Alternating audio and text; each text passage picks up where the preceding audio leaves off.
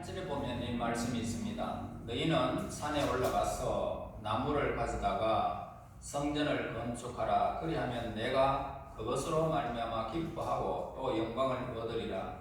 여호와가 말하였느니라 라고 합니다. 하나님의 성전은 시온산 위에 있었습니다. 시온산 위에.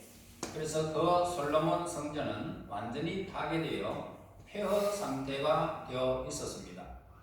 포로에서 이제 70년 동안 바벨론의 포로에 생활하다가 이제 돌아온 유대인들이 우선적으로 감당할 사명은 그 성전을 재건하는 일이었습니다. 그래야만 이 유대인들은 하나님께 대한 이 제사를 또 재개할 수가 있었던 것입니다. 성전 재건 공사의 영적인 의미가 있다면 하나님의 영적인 교회의 형성과 그것의 점차적인 완성이다 라는 것이었습니다. 그런데 이와 같은 일은 독생자의 복음이 전파되면서 이루어졌고 하나님의 신령한 이 교회는 하나님의 집이라고 하는 하나님의 집이다. 성전은 하나님의 집이다. 이렇게 성경에서 우리에게 소개되고 있습니다. 그래서 성전은 하나님의 집이기 때문에 이 재건 공사에 참여하는 것에 대해서 외부적인 반대가 이제 유대 백성들에게 극심했던 것을 보게 됩니다. 외부에서 이렇게 반대 세력들이 많았다는 거지요. 유대인들 자신들의 이 반대가 그 성전 재건 사업의 강력한 장애 요인이었던 것입니다. 그들의 수요는 보잘것없었습니다. 그들의 재산도 너무너무 빈약했습니다. 왜냐하면 포로 생활 속에서 건져온 것이 뭐가 있겠습니까? 그러니까 보잘것없는 재산, 보잘것없는 숫자. 그래서 어떤 사람들은 근심하고 두려워했고 또 어떤 사람은 무관심하고 냉담했던 것입니다. 그 사업을 착수하려는 시도에 대해서 교만 방해가 적지 않았다는 것입니다.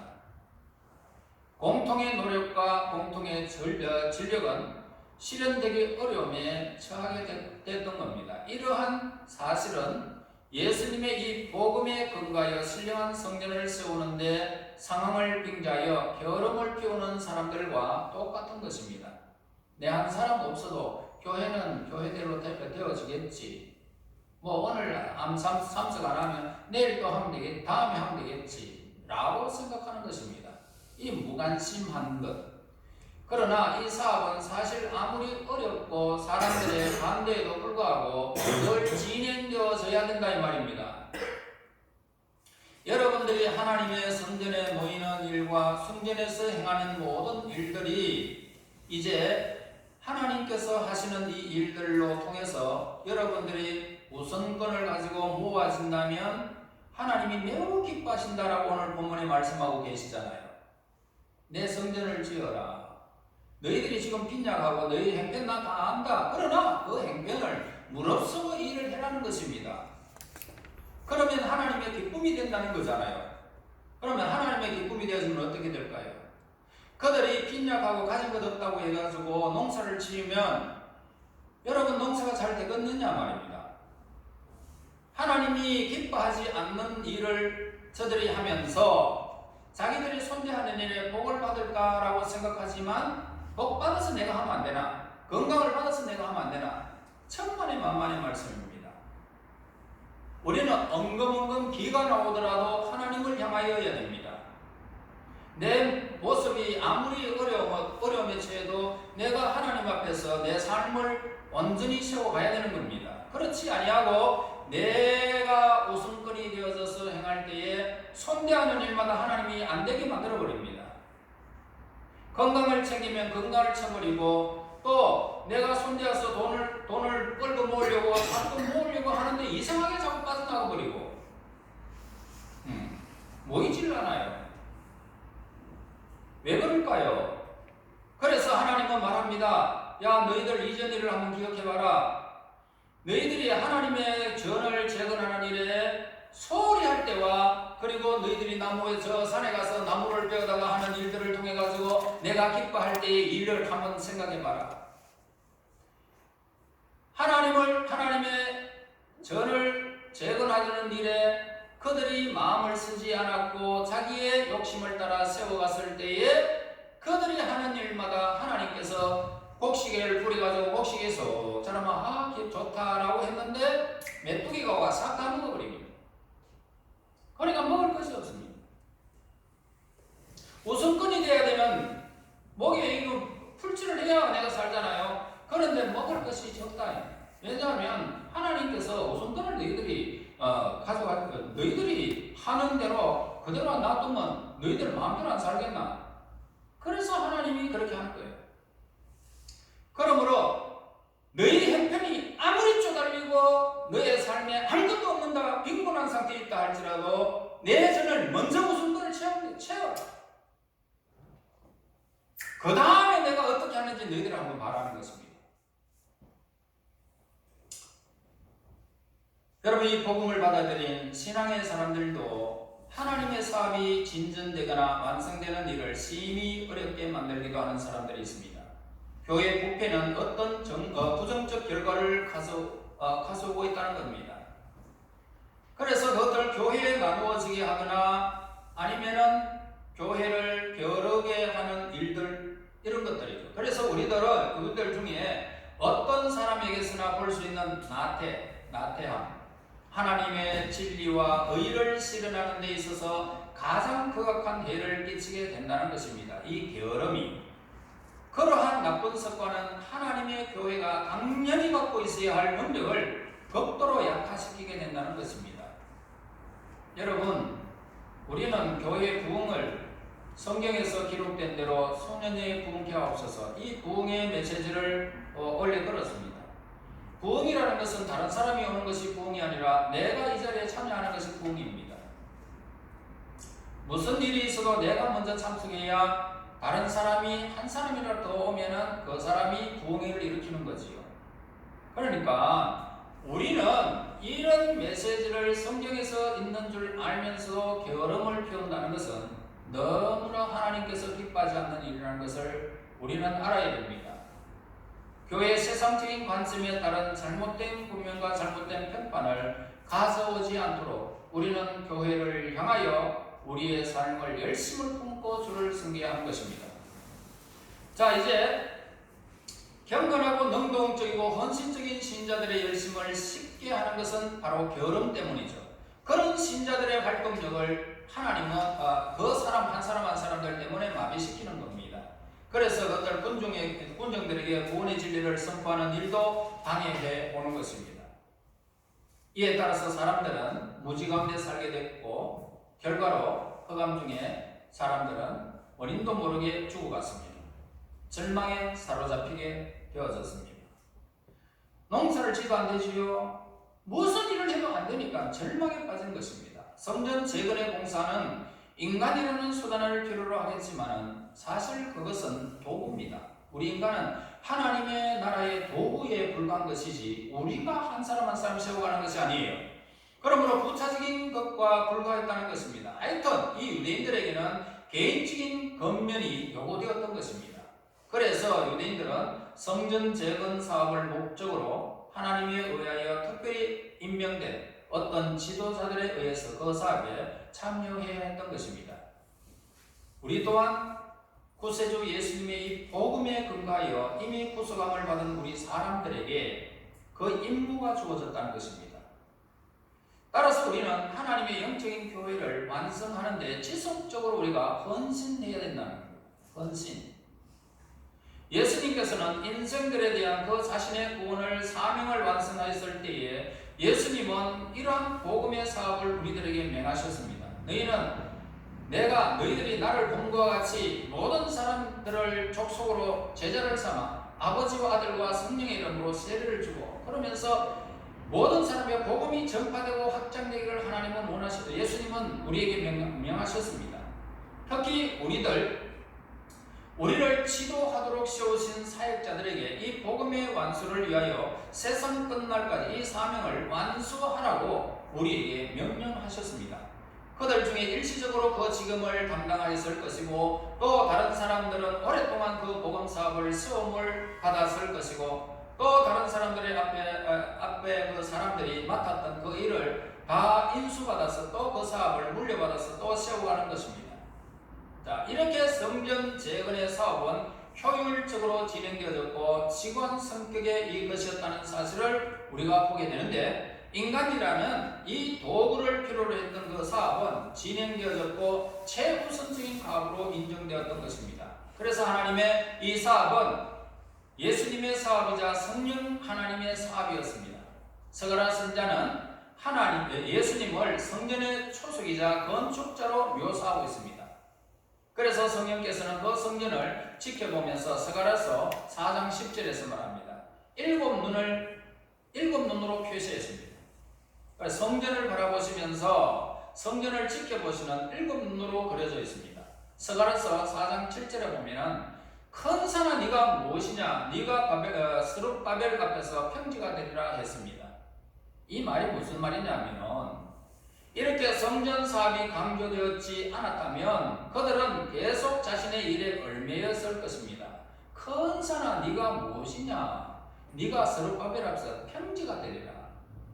그러니까 큰 산이 평지가 된 것처럼 성전이 완성할 수 있었다는 것입니다. 자, 우리들에게 맡겨진 이 가업을 이행하기 위해서 우리가 힘쓰고 있는 것들이 성공적으로 맞춰질 것임을 확실히 우리는 예상할 수 있습니다. 오늘날에도요, 하나님의 은혜로 말미암아 영적인 이 건축물들이 완성되어져야 함을 우리에게 가르쳐 줍니다. 아무것도 우리의 신앙의 진보와 향상을 가로막지는 못할 것입니다. 여러분들이 교회를 세우고자 하는 마음만 있다면, 여러분들이 이 하늘의 교회가 아름답게 세워지고 하나님 앞에서 사람 앞에서 은총과 기중의 여김을 받는 교회로 성장시키기를 원하여 여러분 한 사람 한 사람이 일심으로 노력하게 된다면 하나님은 여러분들의 손대하는 일에 복을 내려주십니다. 어마어마하게 복을 내려주실 거예요. 이 마음이 없기 때문에 많은 사람들이 여러분들을 통해서 실족하는 일들이 있더라는 것입니다. 그리고 최종적인 승리는 모든 거룩한 피조물들의 열광과 갈치로 더욱 아름답게 장식될 것입니다. 성경에서 밝히는 하나님의 말씀의 경고와 경책을 근거나 또 약속과 함께 담겨져 있는데, 물론 하나님의 복음 안에는 하나님의 사랑이 충분하게 나타나 있습니다. 복음 안에는 약속들이 경고보다 현장에 많이 담겨져 있습니다. 약속들이 담겨 있어요. 그래서 하나님께서 유대인들에게 산으로 올라가라, 그리고 거기에 가서 나무를 베어서 하나님의 전을 건축해라라고 명령하셨듯이, 하나님께서는 이와 마찬가지로 동일한 하나님의 전을 건축하도록 하나님께서 동일한 목적을 가지고 산으로 올라가도록 우리에게 지시하고 있습니다. 산으로 올라가라. 다시 말해서 이 제단으로 오늘에 우리가 안다면 하나님의 동산, 산으로 올라가는 것입니다. 예배에 동참하라는 거죠. 그러니까 하나님께서 우리에게 올라가도록 명하신 산은 무슨 산이냐? 이 복음의 산, 우리의 의무의 산이라는 것입니다. 그래서 이 의무의 산을 준행하며 복음의 산을 준행할 때에 그 산은 평지가 되리라. 믿음의 신자들에게도 오르기 힘든 산이고 불신자들에게는 더욱 이 교회에 오기가 굉장히 어렵습니다. 그래서 너희들은 산으로 올라가라는 것입니다. 다시 말해서 예배에 동참해라는 것입니다. 또 의무도 신자들에게 오르기 힘든 산이고 결음에 사로잡혀서 살고 있는 사람들에게는 더욱 참여하기가 어려운 것입니다. 수요일 저녁 같은 데는 아이들과 가족들이 모여서 맛있는 음식을 나누는 시간이 바로 그 시간입니다. 그 시간을 멀리하고 하나님의 산에 먼저 오르라는 것입니다. 그러니까 하나님의 시간은 우리가 정하는 것이 아닙니다. 그래서 교회의 시간은 하나님의 시간입니다. 그리고 교회의 시간이 얼마나 중요한지를 여러분들이 기억하고 이 일에 동참하게 되어지면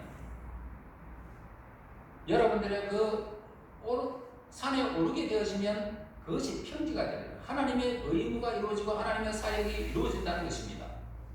만일 우리가 하나님의 집을 건축할 수 있도록 하나님의 은혜를 구하기 위하여 믿음의 의무라는 이 가파른 산에 오르게 된다면 하나님께서는 우리에게 약속이라는 상급을 주시는 것입니다.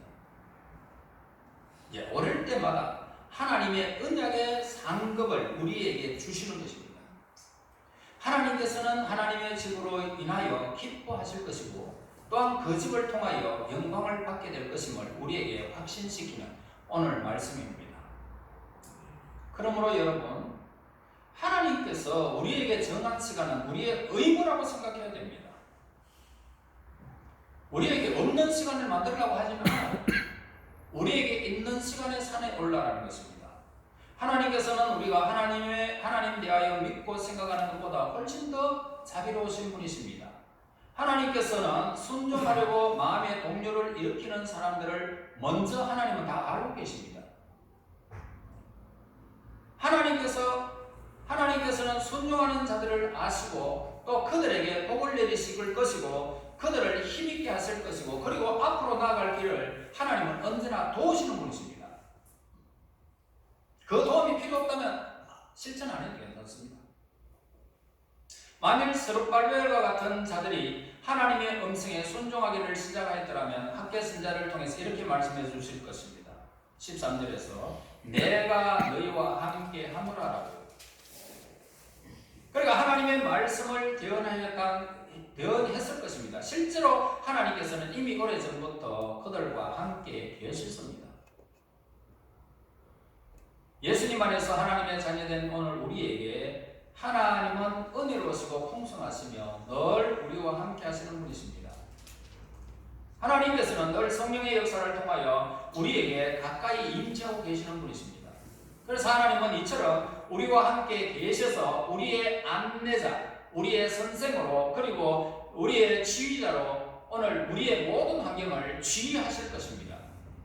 하나님께서는 우리가 영적 갓난아이인 시절부터 세상이라는 광야를 여행하는 전 기간 동안 이같이 하여 우리를 보호해 주시는 것입니다. 심지어 우리가 시시때때로 하나님의 산 시온산의 거룩한 동산으로 이끌려지는 것도 사실은 하나님에 의해서 우리가 이끌림을 받는 것입니다. 여러분들이 교회 가고 싶다라고 해서 교회 가는 것이 아니에요. 그 마음을 하나님이 이미 아시고 성령을 보내십니다. 성령이 임재하셔서 여러분들의 모든 상황을 다 도우신단 말입니다. 상황을 도우시는 분이에요. 그래서 성령에 이끌렸다. 상황을 모든 것을 충원하시는 하나님의 통해서 내가 바쁜 일이 안 생기고 건강에 위험을 당하지 않고 생활 속에서 내가 모든 일에 하나님의 보호하심 따라서 내 삶이 이렇게 또 주일날 하나님 앞에 나오게 되었다는 사실을 알게 되는 것입니다. 심지어 우리가 시시때때로 하나님의 산 시온의 거룩한 동산으로 이끌리는 것은 오직 성령에 의해서만 이루어지는 것입니다. 그래서 항상 하나님의 선지자들은 우리에게 보내시는 거지요. 여러분, 오늘도 여러분들은 하나님의 선지자, 다시 말해서 목사들의 입술을 통해서 하나님의 말씀이 여러분들에게 선포되어집니다. 여러분, 귀가 있으면 들려질 것이고 마음의 문이 있으면 마음의 문이 열릴 것이고 그 마음에 어떤 그릇들이 있다면 그곳에 하나님의 말씀의 보화가 거기에 담겨질 것입니다. 이것이 이제 여러분들을 세워가게 될 것이 우리가 하나님께로 우리의 마음을 돌리기 시작하게 되어지면 그리고 우리가 열심히 하나님께 복종하려는 생각하자마자 하나님께서는 더욱 우리가 하나님을 향하는 그 아름다움을 하나님은 더 아름답게 느끼게 될 것입니다. 더욱 만질 수 있게 해주시고 또 하나님께서 현재 함께 하실 것이고 또한 앞으로도 그렇게 하실 것입니다. 이런 확신의 메시지를 보내셔서 우리를 격려하게 하시는 것이죠. 자, 하나님의 동산에 올라왔습니다. 오늘도 말씀을 우리에게 주셔서 우리가 비전을 안고 이 세상에 살아가는 모든 격려하심을 하나님의 백성들이 보게 되고 누리게 될 것입니다. 이러한 복된 확신의 말씀은 하나님께 순종하려고 진지하게 소원하면서 애쓰는 모든 사람들에게 주어지는 것입니다. 이제 하나님의 사람들은 이전보다 더 지혜로워짐을 느끼게 될 것입니다. 삶에 있어서 또한 그보다 더 힘과 용기를 우리에게 주시는 이심을 우리는 깨닫게 되는 순간을 맞이하게 될 것입니다. 자, 우리에게 주어진 의무는 뭡니까? 우리에게 주어진 의무는 내가 무엇을 손대야 하는 일과 발자취가 어디로 향해야 되는 그것이 아니고요, 하나님의 음성을 듣고 순종하는 것입니다. 우리의 의무는 하나님의 말씀을 듣고 순종하는 거예요. 자, 12절 보세요. 모든 백성이 그들의 하나님 여호와의 목소리와 선지자 학개의 말을 들으니 라고 했습니다. 들었으니. 자, 하나님은 지금도 우리에게 말씀하고 계세요. 하나님께서는 자연과 역사와 그리고 특히 성경을 통하여 우리에게 말씀합니다. 또한 말세의 하나님께서는 예수님을 통하여 우리에게 말씀하고 계십니다.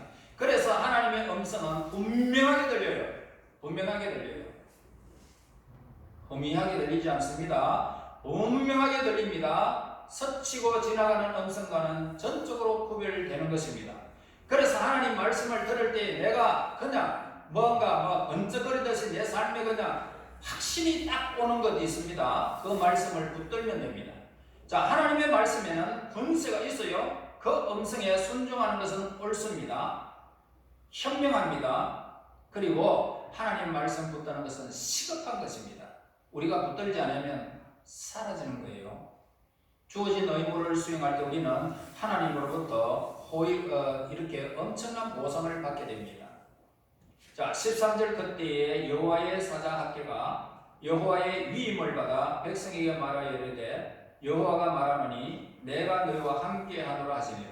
자, 이 약속은 그 시대의 사람들에게만 국한되는 것이 아니라 하나님은 모든 시대 모든 사람과 그렇게 하나님을 향하여 순종의 마음을 여는 그 하나님의 백성들과 함께 하신다는 것입니다. 하나님은 우주에 충만하신 분이십니다. 하나님은 의인뿐만 아니라 악인과도 함께 하십니다. 하나님이 우주적이라는 사실은 모든 인간들에게 복을 주시고 또 그들에게 또 인도하시고 지원하시고 또한 존귀하게 하시고 그들을 행복하게 하기를 하나님은 원하고 있습니다. 이 세상 어느 누구에도 하나님의 손길이 미치지 않는 것이 없습니다. 왜냐하면 하나님은 어디에 제한되어 있는 분이 아니시기 때문입니다. 어디에도 그분은 다 보고 계십니다. 악인들은 악인의 길을 따를 뿐이었고 하나님을 볼 수 있는 눈이 그들에게는 없기 때문입니다. 여러분, 봉사들이 햇빛이 그냥 따끈따끈해 내리는 것 알지만 햇빛이 어떻게 생겼는지 몰라요.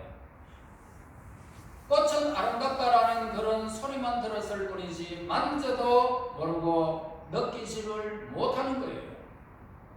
밥이 어떻게 생겼는지도 모르는 겁니다. 무슨 색깔로 어떻게 만들어졌는지 전혀 모르는 거예요. 왜냐하면 그들의 눈이 감겨져 있기 때문입니다.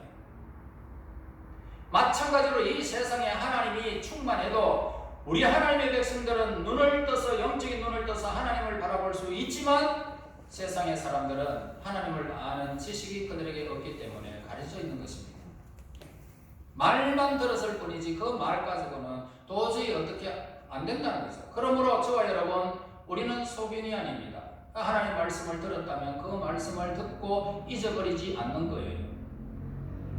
그러므로 저와 여러분, 하나님께서 오늘 우리에게 복을 주시기를 원하십니다. 그리고 오늘 우리를 인도하시기를 원하며 우리가 하나님 앞에 자원하여 하나님을 향하기를 원하고 있습니다. 그리고 그들을 하나님은 존귀하게 여길 것이고 그리고 그들의 삶을 행복하게 해주시기를 하나님은 원하고 계십니다. 그 하나님 앞에 무엇을 행해야 되겠습니까? 말씀을 들었다면 그 말씀을 듣고 순종하기로 작정하고 믿는 거예요. 이런 믿음의 은사가 우리에게 있다면 이 의무, 믿음의 의무가 우리에게 있다는 것입니다. 그러므로 이 의무를 이용하는 이렇게 이행하는 모든 사람들의 하나님은 함께 계시는 것입니다. 그러므로 우리가 주어진 의무를 이행할 때 하나님이 도우십니다.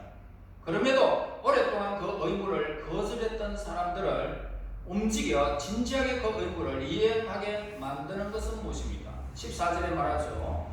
여호와께서 살디엘의 아들 유다 총독 스룹바벨의 마음과 여호사닥의 아들 대제사장 여호수아의 마음과 남은 모든 백성의 마음을 감동시키시며 그들이 와서 만군의 여호와 그들의 하나님의 전 공사를 하였으니 라고 했습니다.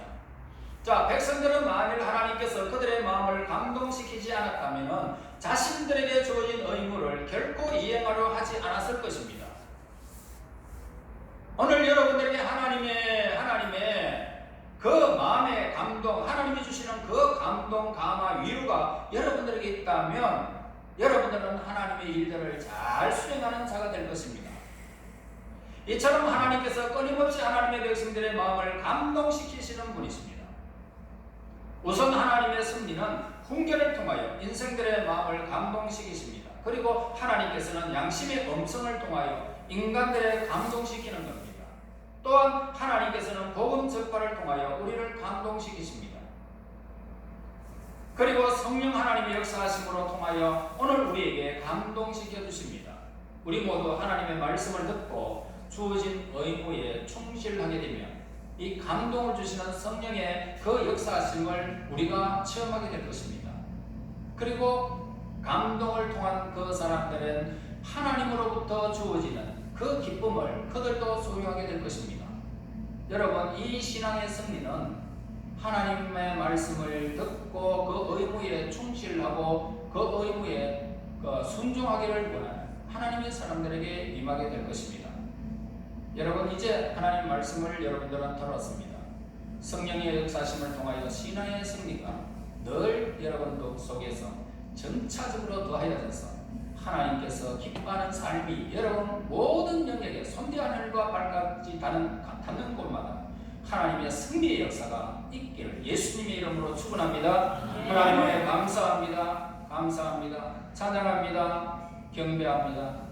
하나님의 선하신 그 인자하신 손길 아래 저희들이 머물기를 원하고 하나님의 거룩한 뜻을 통하여 그 말씀을 듣고 우리의 믿음의 의무를 온전히 순종하며 살아가기를 원하옵나니 주여 저들에게 믿음을 다하여 주셔서 그 의무에 충실하여 하나님께서 허락하시는 그 신앙의 승리를 온전히 이룰 수 있도록 인도하여 주시옵소서. 예수님 이름으로 기도하옵나이다. 아멘. 415장